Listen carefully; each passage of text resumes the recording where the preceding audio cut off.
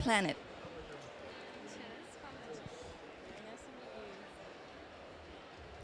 I would like to start by just introducing our distinguished moderator for today's event, and then I'll hand over to you, Enock. So our moderator today, sitting on my right, is Enock Chikava. Enock leads the Bill and Melinda Gates Foundation's work to reduce poverty for millions of farming families in sub-Saharan Africa and South Asia by promoting inclusive agricultural innovations that drive productivity and income growth for smallholder farmers in a sustainable way. He joined the Bill and Melinda Gates Foundation in April 2015, focusing on crop innovations, and brings 30 years of experience in agriculture with a career spanning farmer organizations, the private sector seed industry, agribusiness, food processing, and now philanthropy. Enock was raised on a smallholder farm in Zimbabwe in a family of 11 and has dedicated his life to working towards smallholder farmers' success as they use technology to raise productivity, incomes, nutrition, and economically empower themselves. Enock, over to you. Can you please introduce the panelists and then kick off the session? Thank you. So thank you very much. Thank you for the kind introduction. I was trying to look around and say, oh, I mean, who's that? But again, it's a great honor to be talking about this very, very important topic that we have. Very appropriate at this time. I don't know whether you've been following what's happening in the world, particularly when it comes to the most vulnerable communities, smallholder farmers. I don't know how much you've been following what's happening in the Horn of Africa. I've never seen anything like this. I've been in agriculture now for 35 years, and I've not seen 4 seasons back to back of droughts. So there are things you can do short term, like food aid, and that should happen. But we may need to think about long term. What happens when we have drought for 5 years? So I think this is very appropriate. And to help us to get to the real what's happening today, what should we thinking about doing in the future, what's the gap between what we are doing and what we have to do in order for us to build resilience for the long term. I have distinguished, well-learned, well-experienced panelists today to help us to unpack that very important question.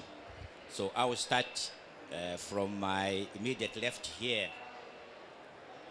We have Anna Maria, and she's a research director for Climate Action, Alliance of Biodiversity International, and the International Center for Tropical Agriculture, which is part of the CGIA. And also the ICRA. You have many, many things that you do. So we are privileged to have you here. And then following, we have Roy Steiner, who is the Senior Vice President of the Food Initiative at the Rockefeller Foundation. Thank you for joining. And then we have Nathaniel Matthews, who is CEO of the Global Resilience Partnership. You're very welcome. And then we have George Wamkoya, is the team leader of the African Group of Negotiators Expert Support, also called AGNES. And then, last but not least, we have Chizuru Aoki, who's the Adaptation Program lead for the MEA region for the Global Environment Facility. So, ladies and gentlemen, help me to welcome this distinguished panel. So I will start here by saying we have this very ambitious topic, or title if you want, Achieving Agricultural Resilience for the Planet. It's the first time I'm thinking, how do you talk about the planet and not people? Or we're assuming already we're talking about people when you talk about the planet. So it is a very ambitious one, as also how do we interpret this? And how would this look like? Maybe in your own personal views. And we have different organizational representation here. So I would like to start with you, Roy. So I know you lead the food initiative at the Rockefeller Foundation. Firstly, I mean, what's the vision for Rockefeller Foundation in the food initiative these days? Is this hello? Hello? Test. Okay, perfect. All right. Well, it's a the title is pretty daunting. I mean, how do you create resilience for the planet? And I think you can't answer that question without taking a much broader perspective than sometimes people take. I think. Hold it right here. Is that better? Okay, good. I can do that. I listen to instructions fairly well. So how do we actually shift our perspective so that we can answer this question? And I think that it only comes from a system perspective. And one of the challenges though is it's really hard to think about systems and the interconnectedness. Resilience is absolutely an important dimension of the system, but there are many other dimensions that have to come along with it. And so one of the things we observed is when you look at all the books and movies about the future, and we did a study of this, 98% of them are dystopian. They're really dark. We're really good at describing the world we don't want. We're actually terrible at describing the world we actually want. What if we made all the right decisions? What it would look like? And when you do that, we launched a Food System Vision Prize. And what's powerful is that when you start talking about vision, it actually unleashes incredible creativity. But it also requires you to think about systems. So no one talks about just resilience. They talk about equity. They talk about nourishing. It has to be regenerative, etc. And so I think the vision is really a transformed world where you have these incredible important dimensions all together, because I don't think you can achieve one of those without the other. I'll stop soon, Enoch. One of the dimensions we're very excited by is thinking about in the context of resilience, is thinking about this whole movement around regenerative agriculture, which right now is not very well defined. We think we can help define it in a way that really creates accountability. And there's a project we're working on called Regen 10 that aims to not only help identify the principles, the indicators, the outcomes, but also start implementing those things in real places. And we need lots of examples in order for us to believe in the vision and move in that direction. So I'll stop there, because I think we have other people who have many other important things to say. Thanks, Roy. Maybe I'll move to you, Anna Maria, especially looking at the CG as a global machine that when it is running at full speed, it is well positioned to come up with solutions, particularly for the poor people. What's your perspective?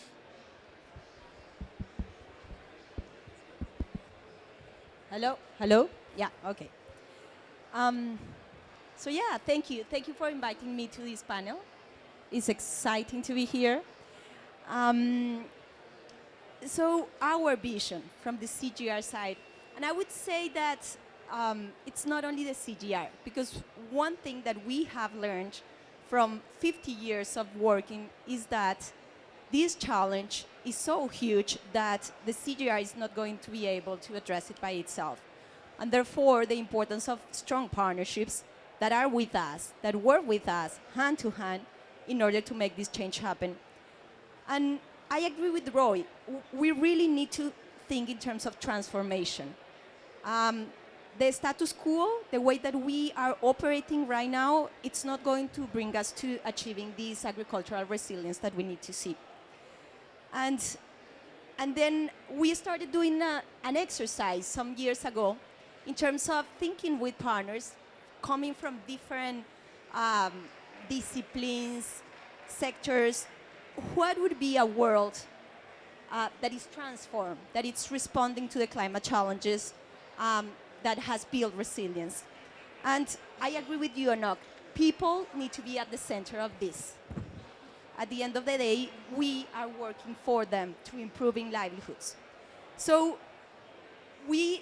these are the conclusions that we got after doing that exercise. So it is a world in which all people, including future generations, are well-nourished and food secure. So that's a very important part of that, nourishment.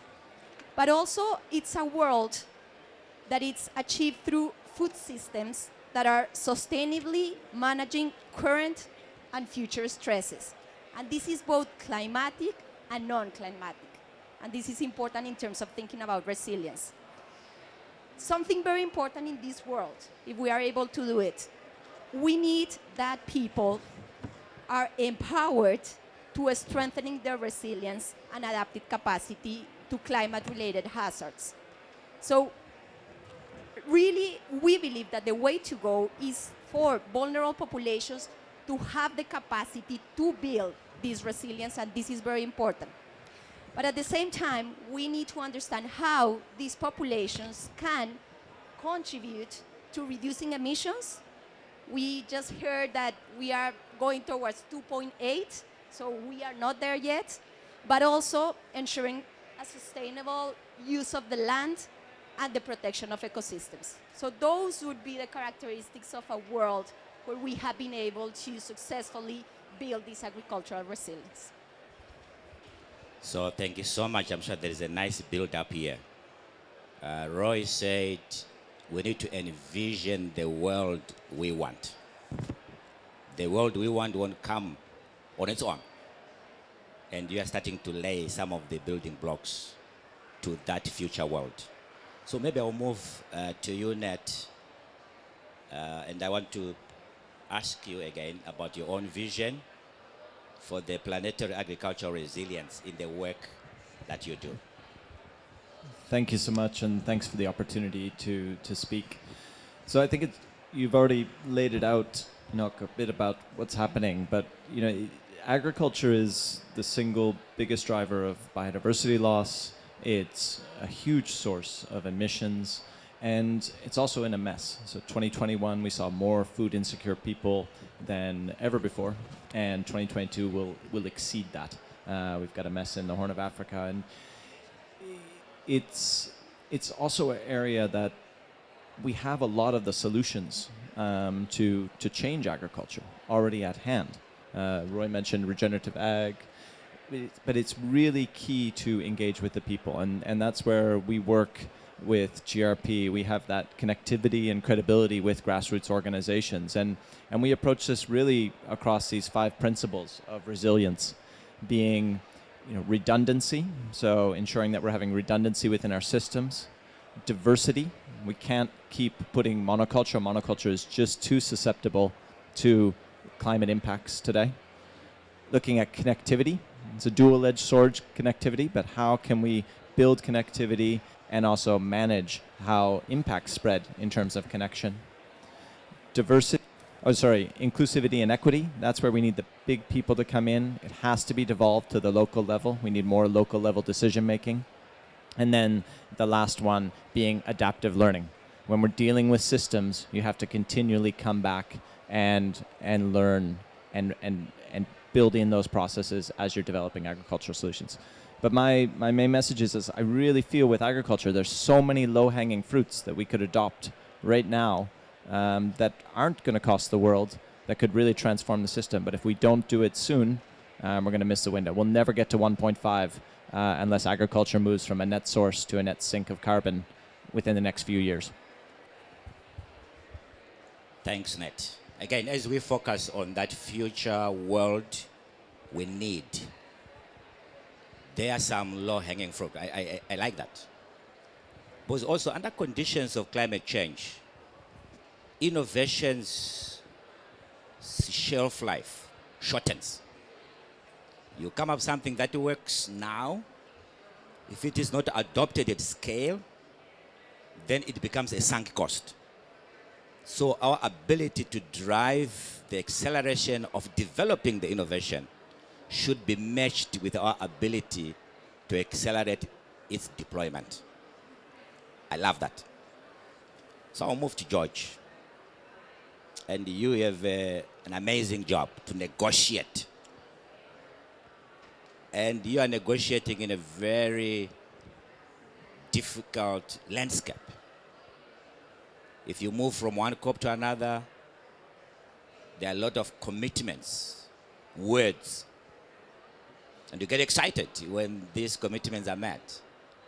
And then later on, it's not as exciting as it was the day of the announcements and so on. So I mean, from where you sit, you are closer to where you see the impact of climate change. And maybe you have a sense of urgency more than others. What would you want to see happening differently?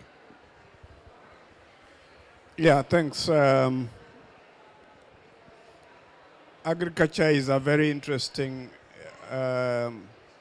area within the climate change discourse. It's not something new. It was already identified in the convention.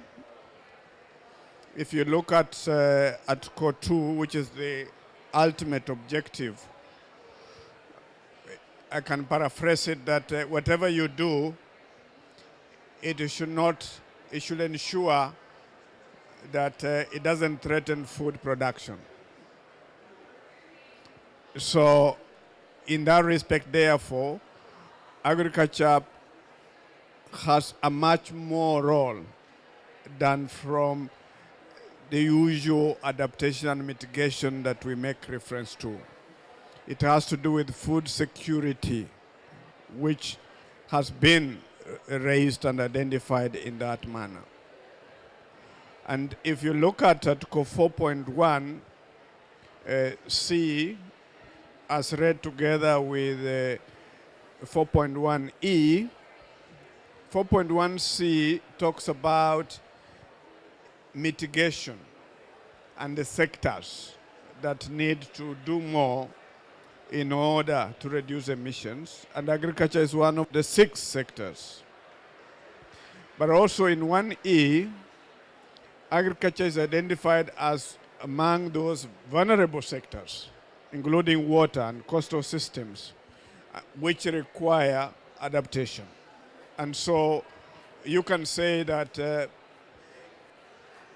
the approach that we need to look at agriculture should be both adaptation, but adaptation is more of urgency, given that we are a 2-degree increase or 3-degree increase, for example, in Africa, means 5 degrees. And that means it may wipe out all the, what scientists tell us, because they tell us that we may lose 50% of beans, 30% of maize. That has implications to many people. Now, from where we sit in negotiations, why am I citing that? In Paris Agreement, we also have Article 2, Paragraph 1b, that talks about increasing the ability to adapt, foster climate resilience, and low emission climate development without threatening the food production system. So again, food production system is protected. So within the negotiations, what we're asking, who ensures that the food production system is not threatened, as espoused in the Paris Agreement? And so that's the reason why when you hear we are talking about Coronivia, we are talking about establishing a system that helps us to track and ensure that whatever is done in any of the other work streams does not threaten food production. Now, the challenge we have in agricultural resilience is that in Africa, unfortunately, we have remained a lot on the piloting. And I know that heads of states have raised concern about piloting. A project cannot be running for 20 years, 10 years, and you say you're piloting. We must move to scale. And I think that's the challenge. Then number two, from a policy perspective, we love scientists. You come up with new terminologies every time. The problem is policy formulation takes years. So if a country has just finished developing a policy on climate smart agriculture, for example, and then within 2 years you want them to have a policy on agroecology and regenerative agriculture, is that possible? When the policy itself, development takes 2 years or 3 years. And therefore, what we advise is that instead of arguing that you want specific concepts into the policy, what you do is you look at what are the critical elements that can enhance what is already being done so that you move, and I've heard something about transformation, so that you move the implementation of that policy or the communities from where they are to where you want them to be in that transformative way. And I think that for us is important because we are flooded with a lot of terminologies and it becomes difficult to put them within the context of policy. And this is where the challenge is. But the key issue here, we must move to scale. And that's why I like the cooperation that is there between the operating entities of the financial mechanism, which is the GCF and GEF, and the other adaptation fund and the rest, to ensure that there's coherence and where possible, a project that has been supported by GEF can now receive more additional funding from GCF so that we move to scale as opposed to this terminology piloting. And I can tell you for sure, if you come to Africa and you say you want to pilot, you're going to have a problem because the heads of states have said, we don't want you to accept the use of the word piloting because it has been misused. Thank you very much. That's loud and clear. Take piloting from your vocabulary. Talk about getting the scale that is needed. And I'm sure also one of the issues is that the issue of climate change in Africa and maybe South Asia, it is a food and economic crisis. It is jobs. I mean, I was born on a smallholder farm in a family, as we had, of 11. My parents knew nothing else except smallholder agriculture. So for us, it was not a hobby. It's a job. And if you look at all these economies, they've got 50% of their people employed in agriculture. Very different as you move north. Maybe 5%, 2%. And their economies depend on agriculture. 30% of the GDP comes from agriculture. So when you talk about ag, it's different. So that's why it's so important to understand, especially from you coming from the grassroots and so on, what are the issues. So I like no piloting. I like policy coherence. And to stay on and not change these things frequently, as you said. It takes a while to come up with a policy. You can't be changing every 2 years. So I hear you. But we're also pointing to organizations like GEF. So I'm now coming over to you, Chiz. As you hear all these things from the panelists, what steps is your organization taking to ensure that funds really serve the countries and you work in complementary ways with the other initiatives? Thank you so much, and it's a great pleasure and honor to be here. This is a very, very important topic. So let me first and foremost start out by basically agreeing with a lot of what has been said, especially just now, Enoch. So 70% of the world's poorest people depend on agriculture, right? It's a pretty high figure for their livelihoods. At the same time, these people, many of them are working the lands that are being degraded. So 24% of land as of now is what we call under the degraded status from land degradation perspective. And that's basically the livelihoods of 1.5 billion people on this planet. So to not put a finer point on it, we have a problem here, right? And I don't necessarily want to talk about this from the perspective of climate mitigation, climate adaptation, so on and so forth. We have a problem here. And the problem we have to face, and agricultural resilience is obviously a very important part of it. This is a global security and national security problem we have to resolve into the near future and also into the longer term future. Now, what countries are facing right now, and I can only speak from the GF perspective here, right? And I also am, the title is very confusing. MEAs stand for Multilateral Environmental Agreements. Right now, countries, we're here talking about the Climate Change Convention. In what, 3 weeks or so? We're gonna go to Montreal to talk about the post-2020 Global Biodiversity Framework. We just had a very ambitious conference of the party for the Land Degradation Convention, right? Each and every one of them is dealing with this particular issue from, I would say, complementary but different perspectives. One's looking at here, we're talking about adaptation and also mitigation perspective. We're doing a lot of that.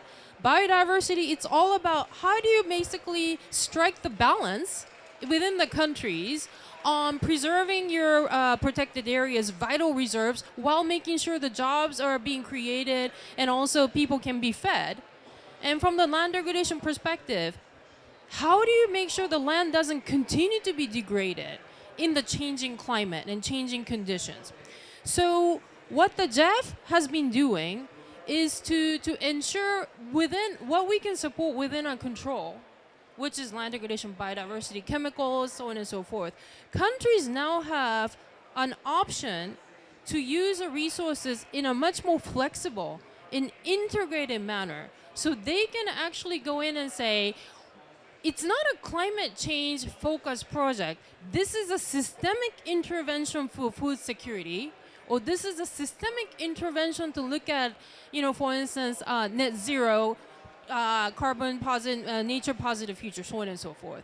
So what we're putting on the table at this point is really enable countries to focus on the systemic nature of the issues that would address the fundamental food security, land, mitigation, as well as adaptation perspective. I can give you a lot more details on the fact that if you open it up for adaptation, the number one priority interventions we're asked to support is clearly in agriculture, water resources, so on and so forth. So we know the demand is out there. What we want to make sure is that the countries now have the option to go at it from a lot more systemic perspective, so they can combine the resources and support the activities, and that also can catalyze additional partners to come in and make sure that the countries can be supported.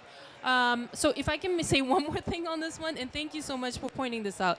So you notice this is a GEF and GCF Pavilion here, and that's not by coincidence.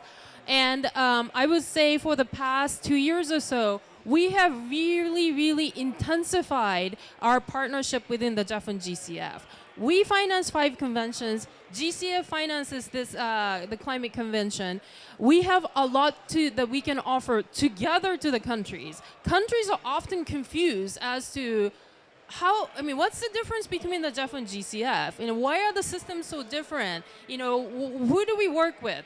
So we're basically rolling out, and I'm sorry this is a pilot, but it's a pilot initiative in 5 countries, including Uganda, but also Rwanda, and Bangladesh, Fiji, and Jamaica, that we're going to work with these 5 countries to do joint investment planning.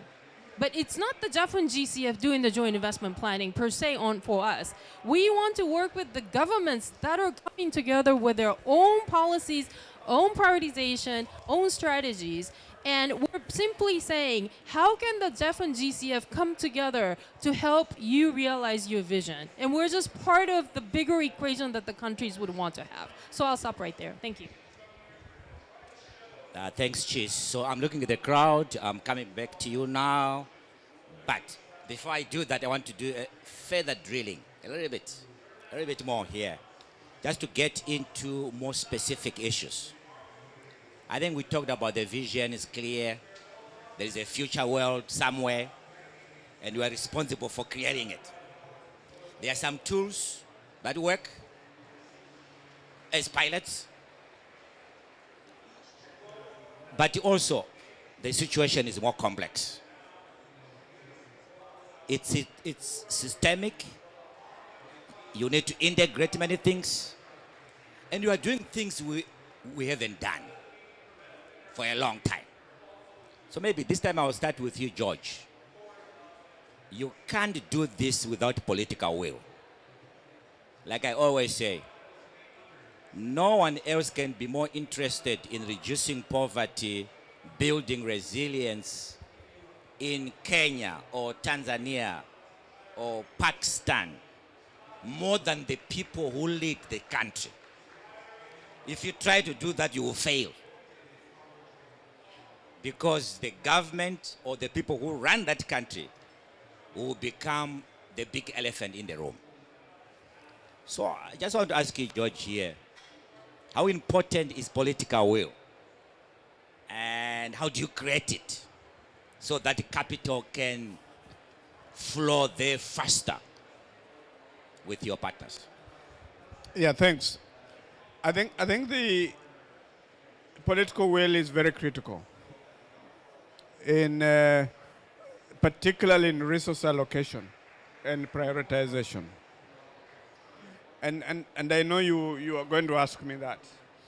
Because, for example, in 2003, through the Maputo Declaration, the heads of state and government of African member states agreed that each country invests 10% of its budget into agriculture. And it was for good reason. For the first almost 10 years, we had almost 13 countries doing that. And we thought we were making progress. Unfortunately, we have gone back.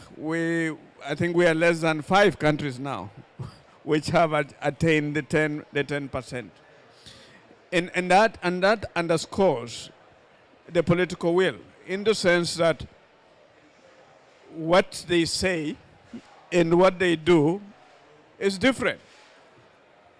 And therefore, one of the things that we're doing, and particularly for the climate change, because they have met both national targets and international targets under the NDC, we are saying which is the right instrument to oversight. And the answer is Parliament. How do we strengthen Parliament with the appropriate tools so that they can ask government, the executive, that you said you are going to do this? From the budget, we don't seem to be seeing the budget for this to achieve this target. And because Parliament has powers in appropriation, it can tell the executive, no, we are not going to pass this budget unless you ensure that you provide the resources for this. And if that can be done, in many of our countries, we'll see a very big difference. So I agree with you. One, we require political will. Whereas agriculture, out there, the heads of state, the ministers talk about food security and everything. But when you go to the budget, that doesn't seem to reflect that. Then the question is, how do we hold them onto account? Because individuals and farmers may not have that strong voice. Of course, we want them to have voice, but they have representatives in parliament who they have elected to hold the government onto account. And therefore, we're saying we need to strengthen the accountability and oversight of parliament to ensure that the government or the executive lives to its targets. And I think if we did that, agriculture will receive adequate support, because the Malabo Declaration in 2014 actually reinforces the original commitment of the Maputo. And I think there is an opportunity. And more importantly, and which I think is a good innovation, we have this biannual review that has been established by the heads of state. And I like the first that was released. When it was presented to the heads of state, I think it was only one country at that time, Rwanda, that seems to have followed, because some of the parameters deal with resilience. And it was very clear that some of the countries didn't understand what resilience means, and we also didn't have proper indicators for resilience. But now, over the years, we have now done it, I think, for a number of years. And now, because the heads of state, you see your country being listed as one that did not perform well, you ask your minister, why is this? And now more countries are participating. I think now about 48 or so submitted their biannual review. And that is a good peer pressure that is making a difference. And for me, if we can anchor, and particularly for our partners who are partnering with Africa, if we can anchor some of the support of strengthening that biannual review and engaging with the heads of state and the ministers, then we're going to create that political will that will enable the change and the shift. And of course, finally, and I think it's also part of ourselves, and you have now a desk for climate change and agriculture in the ministry. Then you have the CADAP focal point. The two don't speak to each other. When this one is writing a report, it doesn't use the information generated by the other. So coherence becomes policy coherence, reporting, accountability are very, very important. But the structures are there. We need to enhance, and we need to engage more at the heads of state level. We need to use the instruments that are there, and through peer pressure, we're going to see a difference in that political will being generated. Thanks, George. We shall come back there. But for now, let's go back to Chiz. And that international adaptation funding can actually deliver valuable support to communities. But at times it comes in these small projects, one project there, another there, and it's not building something for the long haul. What are you thinking about that? Is there a better way of making sure that you are really funding for the long term and not just one project there to give as an example, but you are focusing on the long term impact of some of your interventions? Yeah, thank you for that great question. And absolutely agree. We cannot be making one-off interventions just to address a particular problem on hand, even though those are very important. I would even argue. So for the GEF, we're always operating on the country-driven principle. Anything that will come to us, it would have to come from the countries, endorsed by the country, and also says this is aligned with, for instance, the National Adaptation Plan, National Adaptation Program of Action, so on and so forth, right? But I would also argue that the amount of resources isn't necessarily a good indicator on its own on its sustainability or viability at the end of the day. Because I do think there are plenty of good examples already where we are focused on community level or micro scale or microfinance interventions that could actually really create the ecosystem of support as well as service providers, if you will, on the ground. And sometimes those are not the impacts aren't necessarily reflected so well if you just look at the size of the projects. Okay, so I think it's more to do with making sure that what we can do on the ground are very well aligned and captured with the national priorities and national plans on the short term, but also for the longer term. We also need to be making interventions and helping the governments at different scales, from the local to the regional to the national, to enhance policy coherence within. So that's also the kinds of support that GEF can provide. And then let's talk about more programmatic, longer-term approaches where, for us, food security, agricultural resilience is one of the more longer-term programmatic support we have been providing to countries. And then those can provide more, I would say, systematic and partnership-oriented support that could also catalyze additional resources from partners on the ground. So whole of society, from the grassroots all the way to the national government, and also with partnership among many institutions and many countries, and not necessarily look at the financial outlay as the only indicator of sustainability. Thanks. Thanks, Jess. So I'll come back to you, Roy. And here I'm asking you about what kind of collaborations and strategies that will move away from, say, institutional mandates to more planetary mandates. Something, because no one institution has all the answers. So what kind of smarter partnerships do you think are necessary as we go to the vision that you laid at the beginning? It's interesting. When I was listening, as we start talking about what we need to do, so much of the vision actually is rooted in a lot of the indigenous cultures. I mean, they actually had a vision of a really holistic vision, and one that spanned generations. When we did this Food System Vision Prize, we had 3 indigenous groups who won parts of the prize. And one of them is the 7 Gen in South Dakota. They don't make decisions without considering how it would impact 7 generations in the future.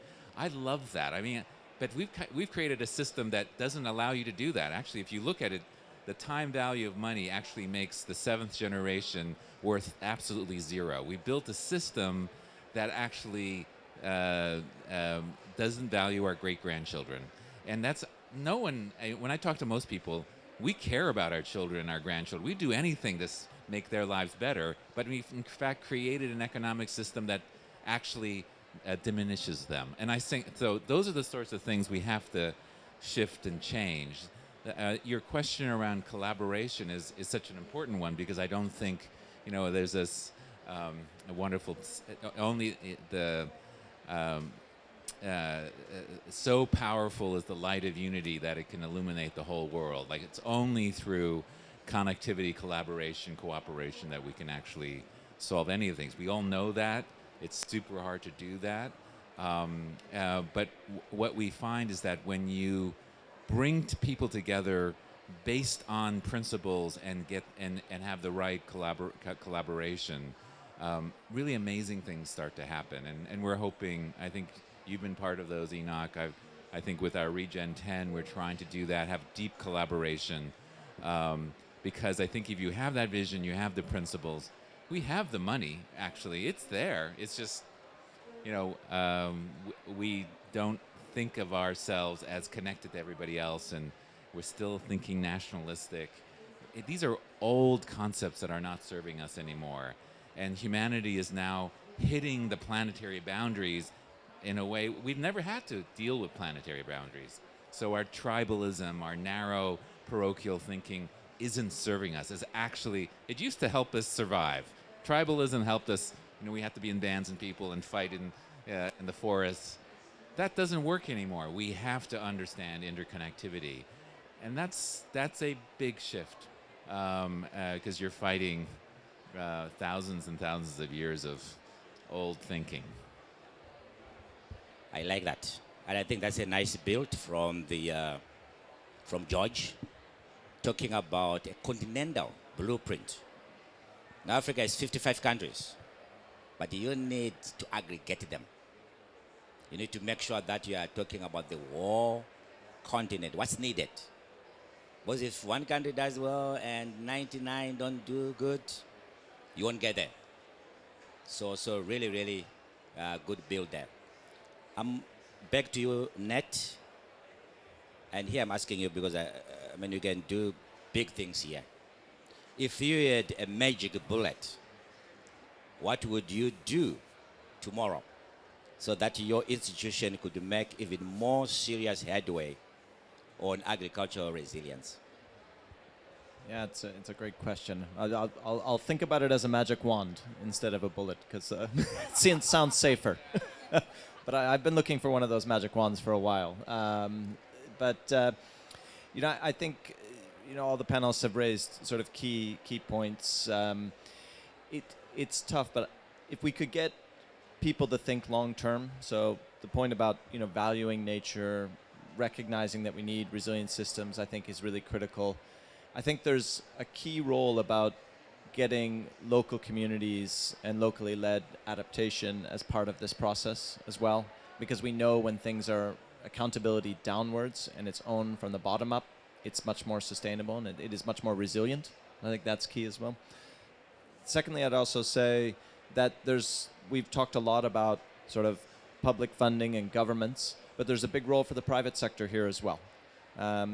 If I was to put a picture up on the screens right now of a man or a woman from, let's say, Sudan or any country, and a man or a woman from the UK, and you ask them who's the riskier investment, people might gravitate to the person from Sudan. But actually, we've found that working with partners, that investing in agriculture in Sudan, in conflict-prone areas that seem super risky, actually they have lower default rates than people who have credit cards in the UK.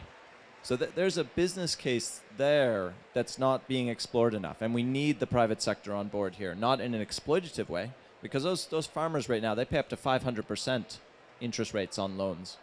There's a great way to make actually sound investment with the private sector as a partner in this. And then there's really neat and innovative tools like risk contingent credit. So if there's a drought, if there's a flood, that they don't get trapped in a cycle of poverty. So I think a lot more could be done there. So if I had that wand, I think it would be bringing private sector in a responsible way and making sure that we are valuing to the future and recognizing the role of nature in this as well. Thanks, Nat. Also, I like your point. People are not statically poor, but people rise and fall depending on the crisis they face along the way. And if there's a way of making sure that they bounce back sooner and better. And yeah, I'm going back to my original story. If you go back to the Horn of Africa, people are losing everything they've been saving for years. I don't know whether you're following the news. There are more than 25 people at the verge of starvation as we speak right now. And over 1.1 million have left their homes looking for food and water. And a lot of people that move are men. And they're leaving women and children to starve and die. So it's really, really, really serious when you put people around all decisions. But I also like the long-term nature. I like the 7th generation deep to think about. And politicians don't think that way. George, at some point, maybe the crowd here might ask you that question.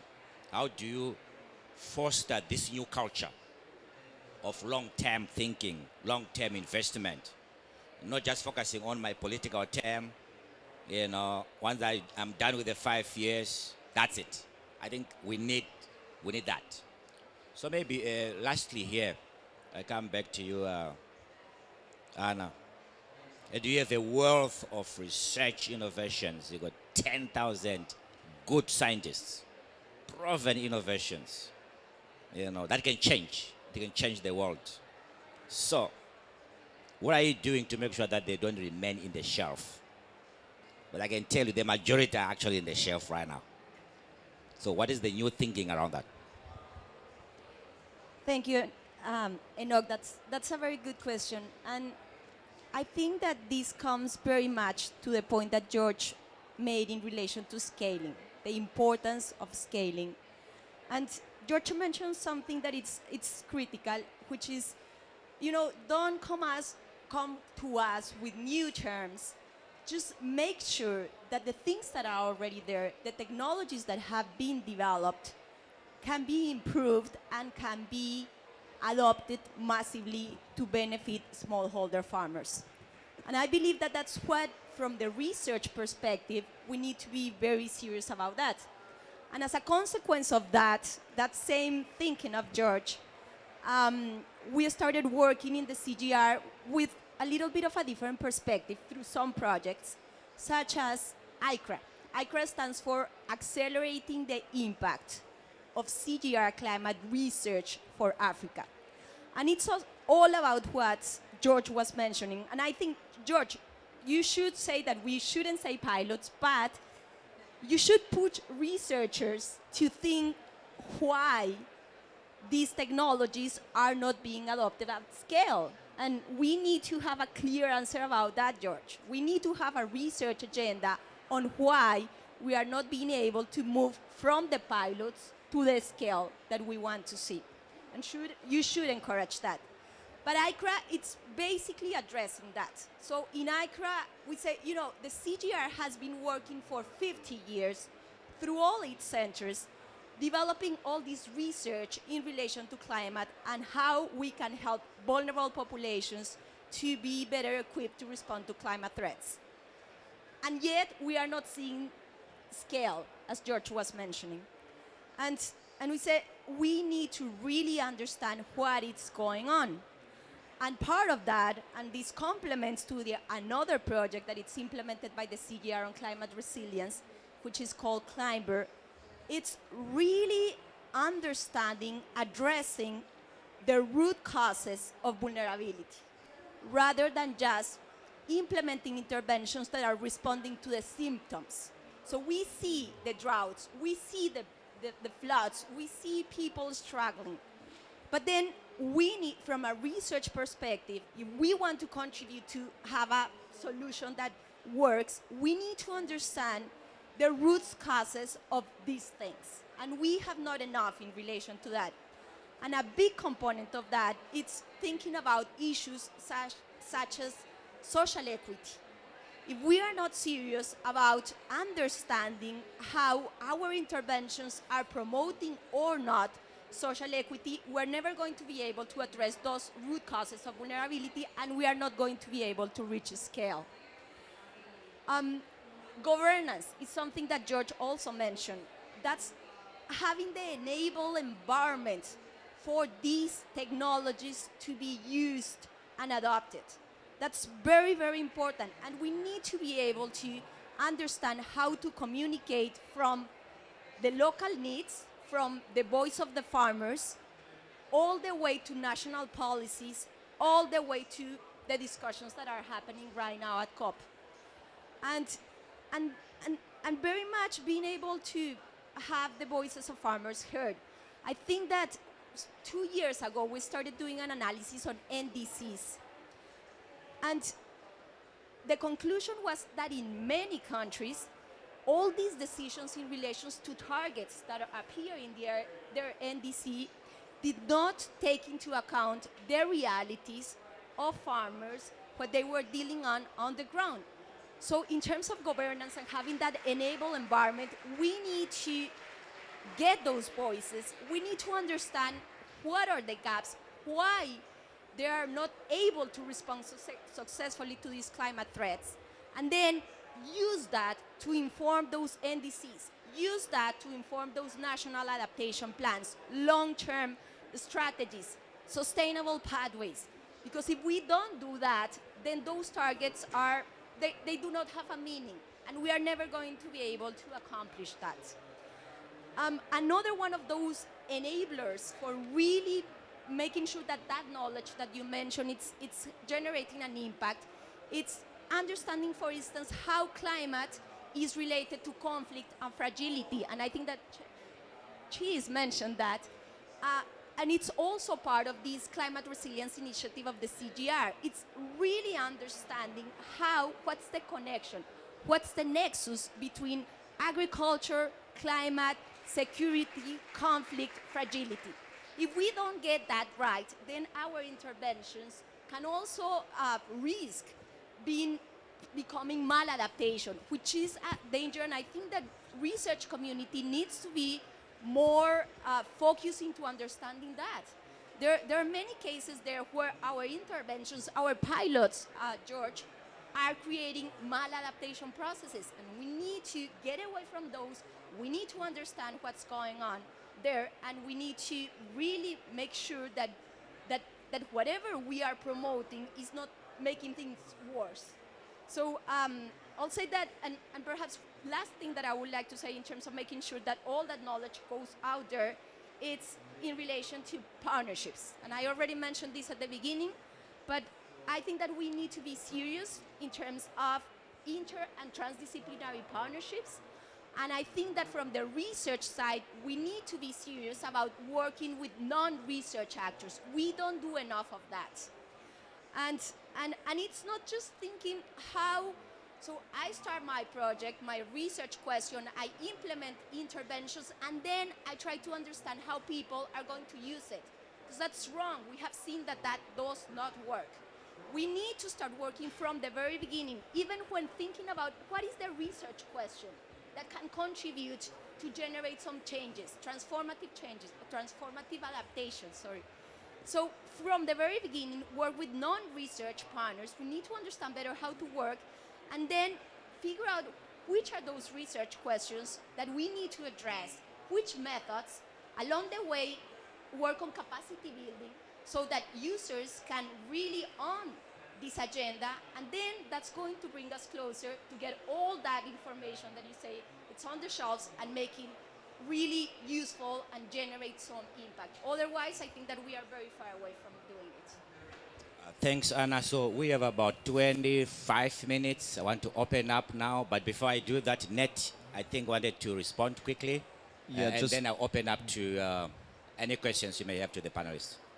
Very briefly, I just wanted to touch on Anna's point about conflict, and Anna and I, we've worked on this together, but 80% of the world's poor will be in conflict-prone and fragile regions by 2030. And we, as a community, have really no idea how to work in those areas. And we have support from GEF through a challenge fund that we won a few years ago to actually learn how to build resilience in agriculture in conflict-prone and fragile regions. We're doing that now, but we need more support. People are scared to work in those places, but that's where we have to work. So I think it's a real call out to all of us to not be frightened. I mean, there's conflict areas, but there's conflict-prone areas, and that's what we're really emphasizing here.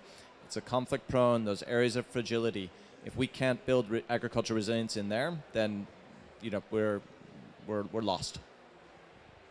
I mean, that's a new number. I had not heard about that. 80% conflict? And that's a World Bank study. So, okay. People are weird.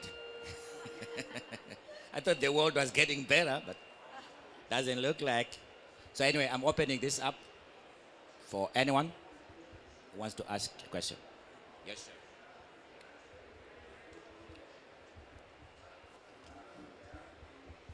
Hi, thanks. Stephen Lang, independent advisor with Systemic. Thank you, great discussion. I just wanted to pick up on a couple of themes that I think represent a real challenge. So on the one hand, we hear that the money is there.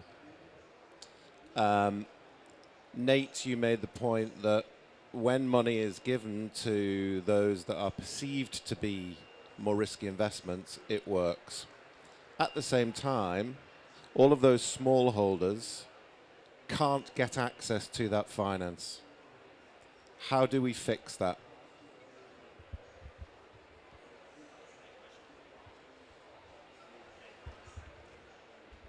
Nate, do you want to give a quick one and then Cheese? Very brief. I think it's about changing the perception of risk. We have to work to show that these aren't risky investments. And there is, with a bit of support, actually we can show that there's investing in resilience. There's a really strong business case for that. And actually the opposite, if you're not investing in resilience, over a 5-year period, it's a disaster from a business case perspective. So it's a real, just a simple flip of understanding of risk. And it just needs to be communicated, I think, more with the numbers and the facts to build it up. I would also add that I haven't mentioned this yet, but the measurement of this is also really critical. It's another thing we're working on within GRP. How do we measure the benefits of resilience? And that measurement needs to go up, but it also has to be useful for the people on the ground.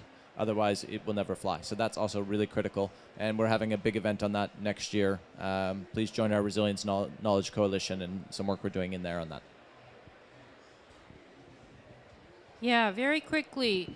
There are emerging initiatives. We have been placing a lot more focus on microfinance, micro-scale interventions that are not necessarily, the typical project that we're going to put how many $1 million into something. It's more to do with working directly with institutions as well as private sector entities that can help establish that kind of ecosystem within specific regions, cities, countries, and so on and so forth.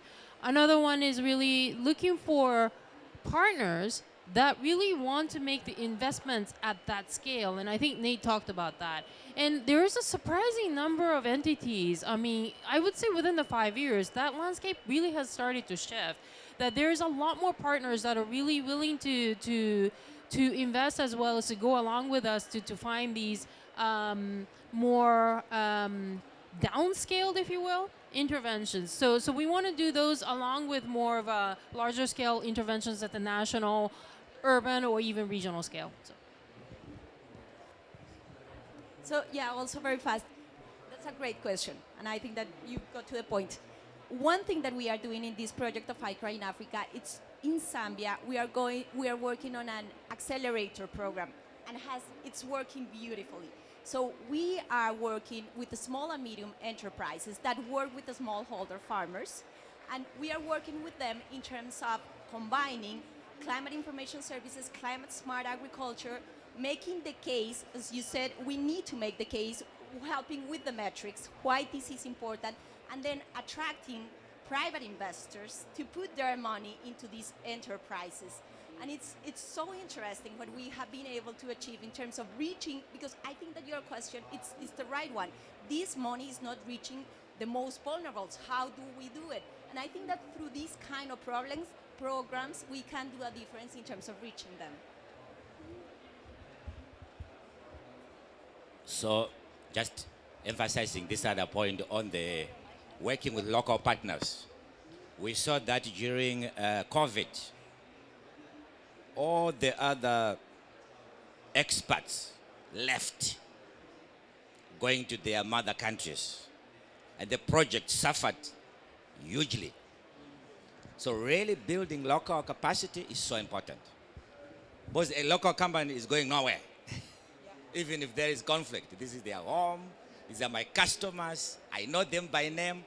I think that's a very important point right there. Thank you. I'm Pablo. I'm with iPads Food. Closer. Okay, very good. I apologize if I missed this in the first part of the discussion. I kind of would like to zoom out a bit and talking about agricultural resilience. Something that has obviously happened this year is the crisis in Ukraine, the invasion of Ukraine.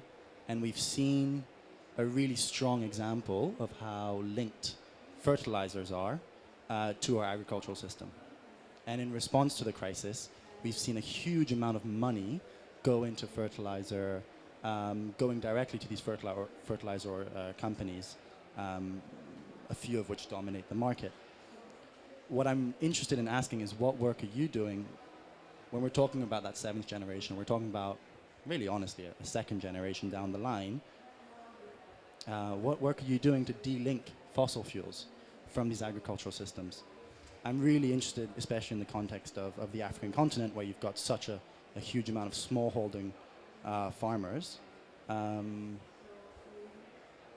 Yeah, I don't think I need to remind any of you of that. We're nowhere near close to limiting our climate emissions to 1.5 degrees. And the agricultural sector obviously has a huge responsibility to limit those too. So what are your organizations doing to kind of limit those emissions and move away from fertilizers for the vast majority of farmers who can kind of make that shift? Thank you. Maybe just a warning for everybody. If you're asking a question, move your mic very close so that our panelists can hear your question. But I'm sure you gleaned something here. Yeah. I hear decarbonization, whatever. Practically, what are your organizations doing? Okay. Go ahead, Jordan. Yeah. I'll jump in. From the Africa perspective, science tells us that our soils are nutrient poor. That is the reality. So we need a variety of approaches, including fertilizer. Our heads of state in 2006, through the Abuja Declaration, made a decision that we should increase the use of fertilizer to less than 10% to at least 50%. And many of our countries are still below 10%. And therefore, the talk about fertilizer out there, really, if you look at Africa, it's very little. But we're not saying we just want to use fertilizer in any manner. We need to use fertilizer responsibly. I think that will be so that as we use other approaches that enrich the soils, then we can wean off fertilizer. But to say that we are not going to use fertilizer, it's going to be very difficult especially when science is very clear that Africa's soils are nutrient poor. So the smallholder farmer depends on that small holding. They are mining that soil. So when you say they don't use some tools that will help to replenish the nutrients, they will become more poorer. So just know that at the policy level, heads of state have made a statement, but we are working with scientists and communities and farmers to make sure that there are other ways by which we can replenish nutrients in our soils so that we can eventually move out of fertilizer. Thank you very much. Well, let me add a little bit. So I agree, Africa is like 2% of the global fertilizer industry, right? So they're basically not using it very much. I do think that we do, as a globe, have to move away from fossil fuel-derived fertilizer, without a doubt. And I think there's some very exciting things in science and in biology that we're learning. So a couple of things we're investing in is the power of legumes and biological nitrogen fixation. It's extraordinary. And we have these incredible, oh, you can't hear. The power of legumes and biological nitrogen fixation. And we're starting to understand it's many types of crops, etc., that can be enhanced, and you can bring a lot of nitrogen into the system without having to bring it from external inputs. The other area that we're very excited by is the power of insect-based transformation. If you can take organic waste, and feed it to black soldier flies, not only do you get this incredible feed for chicken and fish, but the manure, what they call frass in the insect base, is an extraordinary fertilizer. We've just done all this work with the CIPE showing that it's a broad-based, balanced in nutrition, and it's a biopesticide. So you get a 2-for-1, right? If you just take the country of Kenya and you just take the organic waste from Nairobi and the North Tika, the agricultural area in Tika, It's about 10,000 metric tons a day. It's a lot of organic waste coming from those cities, and I think most African cities, for example, have that level of waste. You could fertilize 25% of the arable land in Kenya just from that, right? So we are not utilizing the resources. We're not using circular thinking. We're not using the latest understanding of our biology and the ecology and I think there's incredible opportunity. We're also starting to understand that healthy soils release, even in nutrient-poor soils, when you get the right biology in there, it can release the minerals and it degrades some of the bedrock material to actually create. And so I think we're just at the beginning of really understanding this, and I think the key in the future is to globally dramatically reduce fertilizer, especially fossil fuel-derived fertilizer, by 80-90%. And I think that can be replaced with a lot of these biologically determined. And the science is catching up. It's going to be a transition period. I don't think you can do a lot of this just overnight, but there's some very exciting stuff out there. And it's not just more and more fertilizer, it's more and more of the biology and the ecology. And that, I think, leads to resilience, because a lot of those nutrients have to be created locally, and that creates you're not dependent on long supply chains. You're dependent on local sources of nutrition. Sorry, that was a little long, but I really love this area, and I think there's a lot of really interesting developments in this space. Thanks, Ron. I'll be fast. So 2 comments from my side. The first one is that same example of Zambia, one of those small, medium enterprises is working on solar power irrigation. And what we are trying is to provide all the science that is needed so that we can make a case for investors to put their money into this. And I think that has a lot of potential in many places in Africa, solar power irrigation, getting away from fossil fuels for irrigation. And then perhaps going back to George, and also the CGR, one of the initiatives that it's implementing right now is one on agroecology. And it's a really interesting initiative, because what the initiative is doing, or the research behind that, is trying to understand these different pathways. So in some places, we need to reduce the use of fertilizers, and we can get a lot from that. In other places, that's not the case. And I think that from the research perspective, we need to understand when to do it and when not to do it.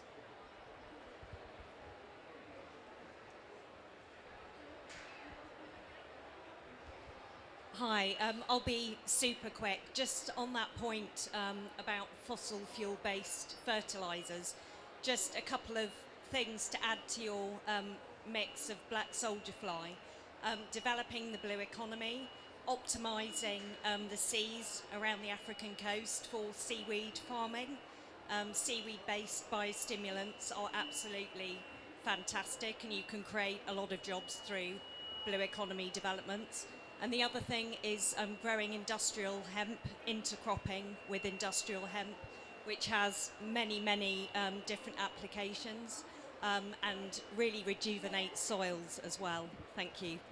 Just to add to that, it's diversity, diversity, diversity. Like, we have created monocultures, and they're not good, and they mine the soil. We know that. So how do we get much more diversity into our cropping systems? And that takes research, and that's why we have amazing researchers like Anna Marie here. Diversity, diversity, diversity. I think we need to diversify production. I agree with you. How is it that a conflict that takes place 6,000 miles away from where people live affects you? I'll give you this story. I spoke to my friend who is from Nigeria. The other one is from Burkina Faso. So just having a casual conversation. And we were all talking about how hard things are because of this war in Ukraine and Russia. Then I said, tell me more. What's the challenge? I said, we have no food. Then I said, okay, what food? Bread. Okay, what bread? Then he said, French bread. Then I said, okay. When I was growing up on a smallholder farm, we used to eat bread from wheat once per year because we couldn't afford this nice bread. But guess what? We ate very nutritious food in between. We had our sweet potato, we had our sorghum, millet, as porridge and so on. It turns out that is much more nutritious than some of these foods that are a symbol of modernity. So I think there's a lot of education needed to diversify consumption, diversify production, diversify consumption, diversify marketing, and elevating. I was telling Roy, one of the challenges we are having, and I can say this because I'm an African, is that if you're eating what you don't produce, you're in trouble. And you're producing what you don't eat. And I was giving them an example of people who grow cocoa for chocolate. They say when there is a famine, I've never seen someone say, oh, let's have a lunch of chocolate. Come, my kids, let's have dinner. And you serve chocolate. Oh, let's have coffee. I don't know. I think it's about time we focus on what people call foods. And I'm sure as you go into the research world, you also hear, oh, these are minor crops. These are orphan crops. My question is, who says that? It's orphan to who? Because when you go to the Sahel region, millet is not orphan. That's what people eat. Sorghum, sweet potato. So I'm really challenging your organization and others to say, let's really understand the context. Even when we talk about fertilizer, context matters. If you are going to a region where you have the poorest soils, oldest soils, and they're using 20 kg today just to get by, and they're combining with whatever they have, then you are comparing with a region that uses 400 kg per hectare, 250. Global average is 135. And we happen to live in a better time. Now we know what's in the soil before we even want to put anything. You can use digital soil mapping. It tells you your soil lacks this and that and the other. We can be smarter in terms of using inputs in a more appropriate way. So there's a lot of education needed there, but context matters. You can't have a blanket sitting here at COP and design a program for the world. It has to matter for the people from those locations. I'm saying this to conclude now because our time is almost off. So I'm just going to be asking anything, one word, you want to really leave this crowd with. We need to change the way that we do things. We need to think about how we radically change the way that we produce food. And we need to do it together. Partnerships are at the key for really being able to achieve resilience and a variety of partners. We need to get multi and interdisciplinary approaches to address the challenge of building resilience. Diversity, interconnectedness, and ultimately love. Yeah, echoing all those, and I'd say locally led as well. Yeah, building on local led, we have established the NDC Delivery Lab, and we are collaborating with ICRA, and we're going to have our first pilot project, regional project that covers the Karamoja, Turkana in Kenya, and South Sudan, so that we deal with the cascading climate risks, so that when you do something in one country, it does not become a maladaptation in another country. Thank you very much. Thank you. So the theme for us is called Healthy Planet, Healthy People. The discussion we had today is about the planet, right? But ultimately it's about each and every one of us. So I think the theme really describes what we really should be striving for. Healthy planet, healthy people. Thank you. So that leaves me with only one thing, is to thank our distinguished panelists. Thank you so much. You know where to reach them if you want to double click. Thank you very much. And a big thanks to our moderator, Enock Chikava. Thank you, Enock. Thank you, panelists.